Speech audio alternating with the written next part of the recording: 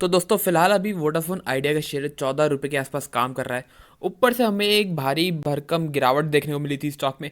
Stock ऊपर में 1680 रुपये तक चला गया था, लेकिन पिछले कुछ दिनों में स्टॉक ऊपर से 2.5 रुपये नीचे आ चुका है और अब फिलहाल 14 रुपये के आसपास स्टॉक कंसोलिडेट होने की कोशिश कर रहा है दोस्तों। बात करेंगे क्या कोई न्यूज़ आ रखी है वोडाफोन आइडिया के लिए, तो दोस्तों ऐसे कोई बहुत ज़्यादा न्यूज़ तो नहीं है। जो लास्ट में अपडेट्स आए थे वो यही है कि जो वोडाफोन आइडिया ने अक्टूबर ट्राई का जो डेटा निकल के आया था उसके हिसाब से वोडाफोन आइडिया ने करीब 9,50,000 जो इनके कस्टमर्स हैं वो खो दिए थे अक्टूबर के महीने में दोस्तों।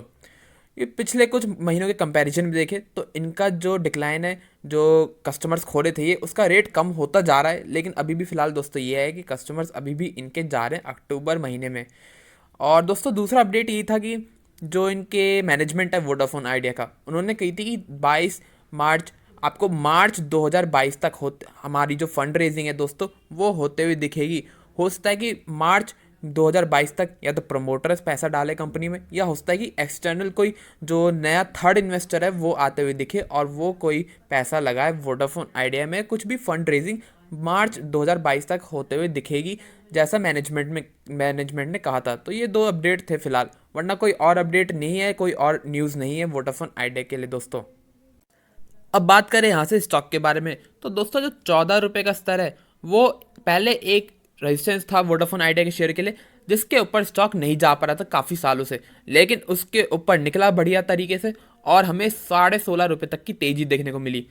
तो अब दोस्तों वहाँ से थोड़ी बहुत गिरावट आ चुकी है और फिर से स्टॉक आपका 14 रुपये पे काम कर रहा है। स्टॉक नीचे में 13 रुपये 80 पैसे, 13 रुपये 60 पैसे तक का लो बना रहा है, वहाँ तक बार बार छू के 14 रुपये पे ही घूम रहा है अभी फिलहाल। पहले तो 14 रुपये जो था दोस्तों वो था रेजिस्टेंस, अब 14 रुपये आपका सपोर्ट की तरह काम करेगा।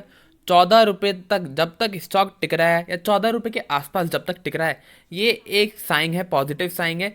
हमें जिसके पास भी शेयर्स पड़े हैं वोडाफोन आइडिया के, उसको इतने डरने की ज़रूरत नहीं होनी चाहिए दोस्तों। हमें करीब 60% तक की तेज़ी देखने मिली थी वोडाफोन आइडिया के शेयर में। तो वहाँ से जब तेज़ी आती है तो उसके बाद थोड़ी बहुत गिरावट भी आती है, ये दोस्तों नेचुरल बात है। तो इतना डरने की ज़रूरत नहीं है फिलहाल अगर 14 रुपये के आसपास घूम रहा है। लेकिन यहाँ ये है कि यहाँ से अगर स्टॉक किसी वजह से ज़्यादा डिक्लाइन देख लेता है 14 रुपये से भी, और स्टॉक 13.5 या 13 रुपये तक चला जाता है और फिर स्टॉक वापस आता ही नहीं है ऊपर, 14 रुपये के ऊपर वापस जंप खा ही नहीं पाता और उसके नीचे ही टिक जाता है काफ़ी टाइम के लिए, तो दोस्तों फिर वो थोड़ी नेगेटिव चीज़ होना चालू हो जाएगी। जो आपका ट्रेंड है, शॉर्ट टर्म ट्रेंड, वो दोस्तों नेगेटिव होना चालू हो जाएगा। लेकिन फिलहाल जो चीज़ है कि 14 रुपये के आसपास ही घूम रहा है, थोड़ा 20 30 40 पैसे तक नीचे चला जाता है, लेकिन दोस्तों फिर से 14 रुपये के आसपास आ जाता है और उसी के आसपास घूम रहा है स्टॉक।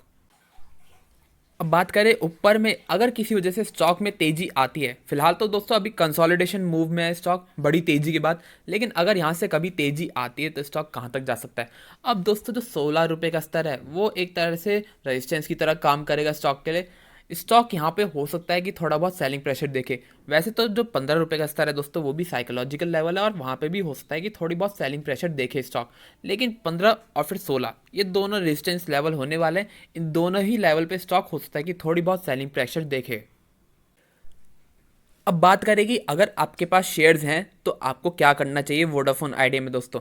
तो जो भी पिछले कुछ महीनों में डेवलपमेंट हुआ है टेलीकॉम सेक्टर में, गवर्नमेंट ने जो भी रिलीफ्स प्रोवाइड करी है वोडाफोन आइडिया, भारती एयरटेल और सभी टेलीकॉम कंपनियों को, और जो ये टैरिफ हाइक की तरफ बढ़ रही हैं टेलीकॉम कंपनियां फिर से।